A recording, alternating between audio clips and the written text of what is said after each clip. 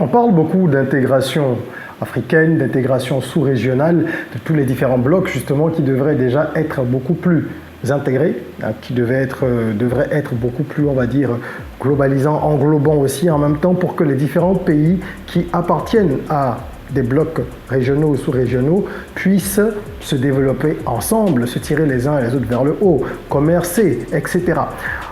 J'ai l'impression qu'on est dans une logique de littérature sans fin. C'est-à-dire qu'on débite beaucoup de belles choses.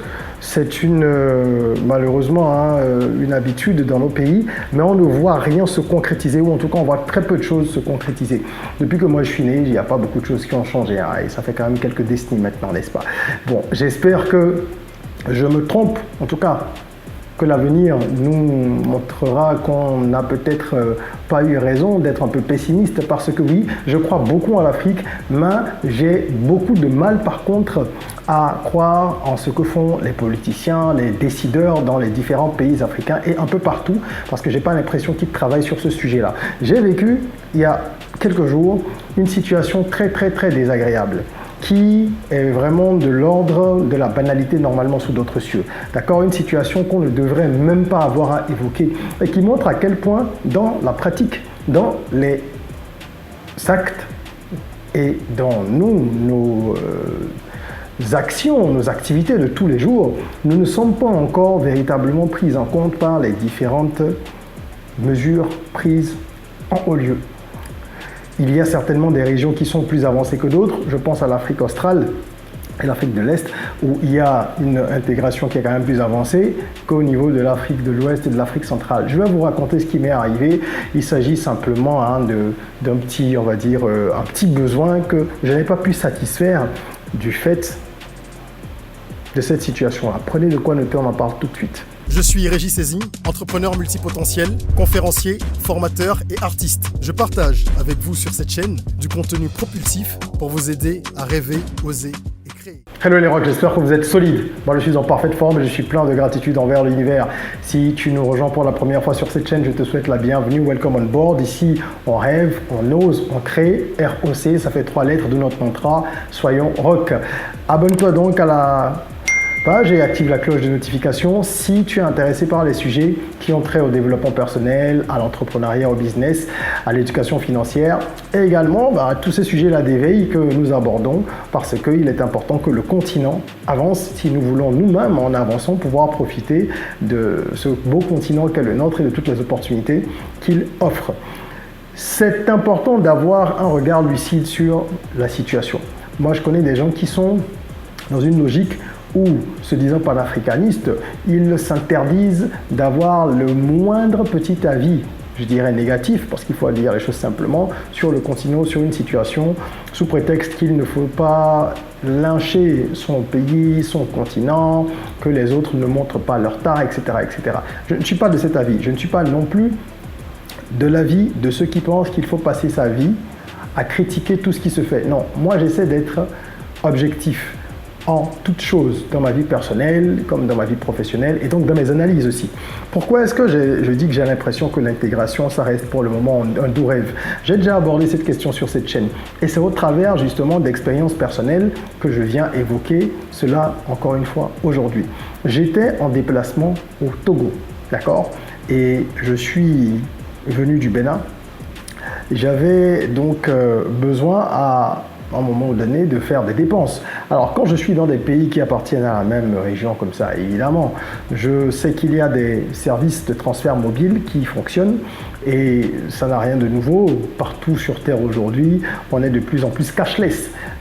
Je prends un peu de cash, mais je ne vais pas prendre 100% de cash. Si je sais que je dois dépenser par exemple 1000 €, si je veux dépenser 650 000 francs CFA par exemple, je peux prendre 300 000 en cash, je peux prendre 400 000 en cash, ça dépend d'où je vais, de ce que j'ai besoin de faire, et j'évalue un petit peu les choses pour savoir quelle est la proportion de cash qu'il me faut et ce que je peux gérer en fait avec de la monnaie électronique. Ok? Donc comme c'est mon habitude, eh ben, je l'ai fait cette fois-là encore et je me suis rendu donc au Togo qui est vraiment, pour ceux qui ne savent pas, parce que je sais que sur cette chaîne il y a des gens qui nous suivent d'un peu partout, le Togo c'est, enfin si je parle de Lomé pour être plus précis, d'accord, donc la capitale togolaise, moi je viens de Cotonou qui est donc on va dire la capitale économique, ok, je viens de Cotonou pour Lomé, tu as environ 3 heures de temps. Donc c'est vraiment pour vous dire que c'est des villes voisines, quoi. C'est aller de là à là. Il y a des endroits qui sont bien plus loin au sein d'un même pays. Donc j'arrive au Togo, mon séjour démarre tranquillement, donc je fais ce que j'ai à faire, et bam, je me retrouve dans une situation difficile parce qu'à un moment donné, je dois envoyer de l'argent à quelqu'un au Bénin pour faire un travail. Je dois payer quelqu'un, je dois payer un prestataire. D'accord. J'ai un soudeur qui travaille en fait dans une de mes entreprises. Nous faisons des supports qui sont des supports communicationnels mais de tout type. Donc on importe et on revend des roll-up par exemple. Il y a également des tables de promo, des tables de présentation qu'on met à disposition des clients, des gens qui en ont besoin. Donc c'est souvent des commerçants, des gens dans l'agroalimentaire et tout ça pour des foires. Donc il y a des tables qu'on fabrique sur place, il y en a qu'on vend. Et là, dans le cas d'espèce, on était en train de fabriquer des présentoirs en demi-lune qui sont un peu comme des tables hautes en demi-lune en métal, d'accord, qui servent en fait à exposer un produit ou en tout cas à être à créer un genre d'espace, un genre d'interface avec les clients. Donc c'est pour des clients quand on était en train de fabriquer ça, on avait un certain volume à faire, une quantité assez importante, et donc j'étais en train de travailler avec les différents ouvriers. Vous savez comment c'est, hein, ils sont jamais dans les délais, ils ne respectent pas exactement le cahier de charge, etc. Bref, il faut régler cet ouvrier, cet artisan, et je prends mon téléphone, je fais donc tac tac tac les codes comme d'habitude, bam, ça ne part pas. Qu'est-ce qui ne part pas? Eh bien, le transfert. Donc, je ne peux pas envoyer d'argent, alors que j'ai suffisamment d'argent sur ce compte-là. J'essaye avec un autre compte du même opérateur GSM, ça ne marche pas. Alors, c'est à ce moment que je me suis dit qu'il y avait peut-être un problème. J'ai pris mon téléphone, je l'ai regardé attentivement.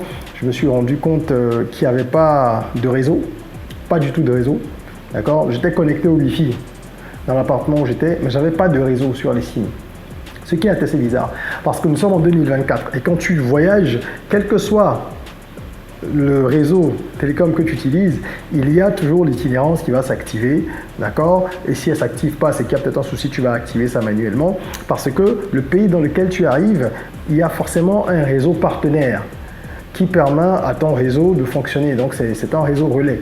Et théoriquement, comme je l'ai dit, tu n'as même pas besoin de toucher quoi que ce soit, ça se fait automatiquement. Bon, moi, je voyage beaucoup, j'ai pas eu de problème avec ces histoires d'itinérance, sauf l'année dernière où il y avait déjà eu un genre d'alerte. J'étais à Abidjan avec le même réseau GSM que je ne nommerai pas, mais les gens sauront certainement de quel réseau il s'agit parce qu'au Bénin, il y a 3 réseaux. Il y a 2 anciens et un nouveau. Alors, c'est un des anciens qui me fait ce coup-là. Et l'année dernière, comme je disais, j'avais déjà eu ce problème avec ce réseau lorsque j'étais à Abidjan. Ce sont des problèmes de qualité de service qui sont quand même graves. Je marque une petite pause pour vous rappeler, c'est une parenthèse, hein, qu'il y a un lien en description pour vous permettre de télécharger un e-book gratuit dans lequel je partage avec vous 20 idées de business rentables pour l'Afrique. Donc vous pouvez cliquer sur le lien, vous rendre sur la page, télécharger l'e-book, c'est entièrement gratuit, il n'y a pas d'engagement du tout. Maintenant, pour ceux qui ont envie d'aller plus loin ou de se faire accompagner pour mettre en place un de ces business-là ou pour développer un business que eux-mêmes ils ont déjà et qui pilotent, eh bien rendez-vous au Business Rockets Camp. Le lien est en description également. C'est un programme d'accompagnement pour entrepreneurs qui va durer 4 semaines et qui se déroule entièrement en ligne. Et vous aurez tous les détails sur la page vers laquelle vous mènera ce lien. Inscrivez-vous. Vous serez accompagné à travers des webinaires, des masterclass, des coachings personnalisés, des outils également pratiques et plusieurs experts pendant 4 semaines. Donc c'est un programme intensif et exclusif. Les places sont limitées. N'hésitez pas à réserver la vôtre dès maintenant. Je referme donc la parenthèse. Et donc, quand j'étais à Abidjan l'année dernière, j'avais déjà eu cette difficulté à faire un transfert vers le Bénin. J'avais cherché à joindre le service client. Ça avait été compliqué. Finalement, j'ai pu les joindre et ça avait été résolu difficilement. Enfin, quand je dis que j'ai pu les joindre, c'est par une connaissance, ce qui est déjà pas normal. Donc, si je connaissais personne dans cette boîte, ben, j'aurais pas pu effectuer mes transactions. On fait donc FF, Fast Forward. On revient donc à ce qui s'est passé il y a quelques jours. Et donc, j'arrive pas à envoyer le transfert, enfin les fonds depuis mon téléphone alors que je suis juste à Lomé à côté. Je vais dans les paramètres, je check l'itinérance, je fais ceci, je fais cela, je redémarre, je fais tout ce qui est possible, je sors la SIM, donc c'est pas un problème logiciel parce que je mets également à jour la version logicielle du système d'exploitation du téléphone, d'accord? Donc ça marche toujours pas. Je commence à essayer de joindre leur service client. Première chose, j'écris au support mail 0. Le mail d'ailleurs, il part pas. Pourtant, c'est la bonne adresse, hein, j'ai fait que copier-coller. Il part pas, c'est quand même un gros réseau GSM, quoi. C'est une catastrophe. On ne respecte pas les consommateurs dans nos pays. Ensuite, j'essaie un numéro, bien sûr, je ne peux pas appeler parce que je n'ai pas de réseau. Ben, j'essaie un numéro WhatsApp comme transfert, je contacte des gens à l'interne, etc. Figurez-vous que ça a duré plus de presque 4 jours. Je n'ai pas eu de retour positif, rien n'a été fait. Et c'est enfin donc d'échanges tumultueux au bout de 4 jours qu'on me fait savoir que oui, enfin qu'on m'avoue qu'il y a un problème en interne et qu'en réalité, ils ont des difficultés avec le roaming du côté du Togo. Moi j'avais eu cette info d'une source, d'un insider. Mais ceux avec qui ils échangeaient n'ont pas voulu le dire tout de suite. Évidemment, ils protègent leur boîte. Mais voilà, finalement, ils l'ont avoué, pour certains en tout cas. Voilà comment est-ce que nous nous retrouvons dans des situations compliquées. Moi, j'ai pu régler mon problème autrement, heureusement. Mais ce sur quoi je veux insister ici, c'est quand même cette situation-là assez, pour moi, c'est presque loufoque même. C'est hors du temps. On ne peut pas en 2024 avoir des difficultés à envoyer de l'argent par transfert mobile entre un pays et un autre, qui sont des pays voisins, qui appartiennent au même espace économique. Ces pays de la CEDEAO, des pays de l'UEMOA, des pays voisins, c'est simplement impensable. Comment voulez-vous qu'on parle d'intégration si on n'arrive déjà pas à faire ces choses simples-là? On ne peut pas envoyer de l'argent à des personnes qui vivent à 2 heures, à 4 heures, à 5 heures de chez nous. Et je passe sous silence les cas où, évidemment, au sein d'un même pays, il y a des perturbations au réseau qui durent 24-48 heures. Ce qui ne peut pas arriver ailleurs. Sous d'autres cieux, ça va beaucoup plus vite. Même quand il y a des problèmes techniques, ça va très vite. Et si ça dure, vous allez devoir dédommager les gens ou il y aura des pénalités, des sanctions, etc. Chez nous, il n'y a rien. Ça, c'est un problème crucial. Tant que l'argent ne peut pas circuler, on ne peut pas parler de développement. Il faut qu'il y ait la circulation, la libre circulation des personnes, des biens et de l'argent. Les personnes, est-ce qu'elles circulent librement? On sait très bien que non. Quand on parle par exemple de la sous-région, oui, on va dire, allez, tu peux voyager sans passeport, etc. Encore que, c'est pas libre, parce que dès que tu es à la frontière, par exemple, Togo-Ghana, tu peux avoir tous tes papiers en règle, hein. Tu vas te faire racketter, il n'y a rien à faire. Que ce soit 1000 francs, 500, 2000, tu vas devoir donner quelque chose. Et ça date de... Ça fait des décennies que ça dure à cette frontière et que rien n'est fait. Donc le système est connu, mais c'est toléré. Qu'en est-il des marchandises? C'est encore pire. Libre circulation des marchandises, et je suis toujours à l'échelle sous-régionale. Je ne suis qu'à l'échelle sous-régionale, où déjà vous n'avez pas une libre circulation des personnes. Des marchandises non plus. Évidemment, tu arrives à une frontière, il faut payer ceci, il faut payer cela, et au-delà de ce qui pourrait être réglementaire à payer, ce qui pourrait être légal, parfois tu te fais racketter aussi. Ce sont des vérités. Aux différentes frontières. Je ne suis pas en train de cibler une frontière en particulier. Il y en a qui sont, on va dire, un peu plus correctes, un peu plus proches de la légalité que d'autres, mais de façon générale, ce sont des constats que tous les usagers partageront avec moi.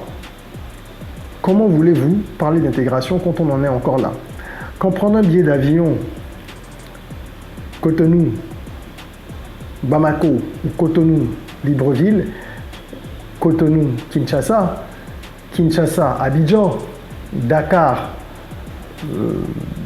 Johannesburg, quand tout ça, ça vous revient plus cher qu'un billet d'avion Cotonou-Paris. Je connais plusieurs personnes qui sont obligées pour faire leur rendez-vous de se retrouver à Paris. Des gens qui sont en Afrique centrale et d'autres en Afrique de l'Ouest et qui se donnent rendez-vous à Paris pour des réunions. Vous trouvez ça normal? Ça ne l'est pas. Je pense qu'à un moment donné, nos dirigeants doivent prendre leurs responsabilités et se prendre au sérieux et nous prendre au sérieux. Les dirigeants africains doivent prendre leur rôle au sérieux. Je suis conscient que les difficultés doivent être nombreuses. Ils ont certainement beaucoup de boulot d'étranglement qui les empêche de fluidifier tout ça parce que ce n'est pas de l'intérêt de l'ancien colon ni des néocolons, n'est-ce pas? Mais il faut que des solutions soient trouvées. Commençons déjà par ce qui peut être un peu plus simple à gérer. Quand je parle des transferts mobiles, c'est quand même très grave. Ce n'est pas possible que, par exemple, pour envoyer de l'argent finalement d'une ville à une autre, on soit obligé d'aller passer par des services bancaires pour faire des envois en utilisant leur service express ou quoi, en sachant que 1, ça va coûter plus cher, 2, la personne va perdre du temps parce qu'elle va rester en agence pendant longtemps, pendant des heures, et il n'y aura peut-être pas de connexion. Donc ça va peut-être pas fonctionner. Il y a urgence. Si on veut profiter des opportunités qu'il y a sur le continent à 100%, il faut que les conditions soient réunies autour des initiatives. Parce que nous, on est volontaires. Les entrepreneurs le sont. Il y a de plus en plus d'entrepreneurs. On n'a pas le choix de toute façon. On est obligé d'avancer vers ces modèles en raison de la démographie qui explose, du peu de place qu'il y a dans la voie salariale classique, d'accord, et de tous les besoins aussi qui existent aujourd'hui qu'il faut satisfaire. Du chômage, on est obligé d'avoir de plus en plus d'entrepreneurs, mais il faut de meilleures conditions. Et les conditions, ça passe également par ces éléments-là, dont on parle trop peu souvent. Finalement, je suis passé par le second réseau GSM parmi les 2 anciens au Bénin, qui est celui d'ailleurs que moi j'ai toujours privilégié depuis de longues années parce qu'il est un peu plus correct que l'autre, je dis juste un peu plus. Et là non plus, ça n'a pas été simple parce que le transfert, quand je l'ai fait, ça n'a pas marché pendant 24 heures. Le transfert international, d'accord. Pourtant, je voulais envoyer de l'argent du réseau ABC Bénin vers le réseau ABC Togo. Même réseau, même maison, même famille. Ça buguait tout le temps. Réessayer plus tard, réessayer plus tard. 24 heures plus tard, j'essaye, ça fonctionne, mais on me dit que le transfert est en cours. Et il est resté en cours comme ça un moment avant finalement d'être validé. Donc on ne peut pas avancer avec autant de bricolage. Et je pense que c'est le rôle des pouvoirs publics à un moment donné de taper du poing sur la table pour obliger ceux qui sont donc les fournisseurs de services à faire de la qualité dans une certaine mesure. Voilà. C'est certainement compliqué pour eux aussi, mais nous sommes des consommateurs, nous payons pour, on est suffisamment escroqués à divers niveaux, d'accord, les datas qui disparaissent, qui se volatilisent, qui sont consommées plus vite que prévu, il y a tellement de choses qu'on est obligé de supporter déjà que ce ne serait pas juste qu'on n'ait pas un minimum de qualité de service. Ça, c'était mon coup de gueule du jour parce que je pense qu'on parle beaucoup d'intégration sous-régionale, régionale, africaine. On parle du passeport unique, de la monnaie unique. Évidemment, on ne sait pas quand tout ça arrivera. Ce sont des choses indispensables. Mais essayons déjà, dans les petites choses, de nous illustrer par notre sérieux. Ce que j'appelle petites choses, c'est ça, ce sont ces transferts-là. Ça, on est à des niveaux beaucoup en dessous. On est bien en dessous de problématiques telles que des passeports uniques et tout ça. Donc faisons déjà bien à ces niveaux-là les choses. Et je pense que progressivement, on pourra aller vers des chantiers plus gros. Hein. Voilà. Qu'est-ce que vous pensez de tout ça? Est-ce que vous avez déjà vécu des situations difficiles de ce genre? Ça peut devenir embêtant très vite pour quelqu'un qui n'a pas d'autre solution, qui comptait sur son portefeuille mobile pour faire des paiements, qui se retrouve à ne pas pouvoir l'utiliser, qui est à l'étranger. Ça peut rapidement devenir l'enfer. C'est pour ça que moi je vous recommande toujours d'avoir un peu de cash, une carte de crédit, donc carte de retrait bancaire si vous en avez une aussi, ainsi que les portefeuilles mobiles pour être dans le jonglage continuel en attendant. Qu'est-ce que vous voulez? On fait avec, ça ne va pas nous décourager parce que de toute façon on sait que l'avenir se joue en Afrique, mais ça ne va pas non plus nous empêcher, si on est là et qu'on veut développer le continent, de dire les choses telles qu'elles sont. Si vous avez aimé cette vidéo, mettez un petit like, abonnez-vous, partagez-la et commentez, mettez en commentaire vos avis ou partagez vos expériences heureuses ou malheureuses sur cette question-là. En attendant qu'on se retrouve pour une nouvelle vidéo, prenez soin de vous, de votre corps, mais aussi surtout de votre mind. Rêvons, osons, créons, c'est un rock.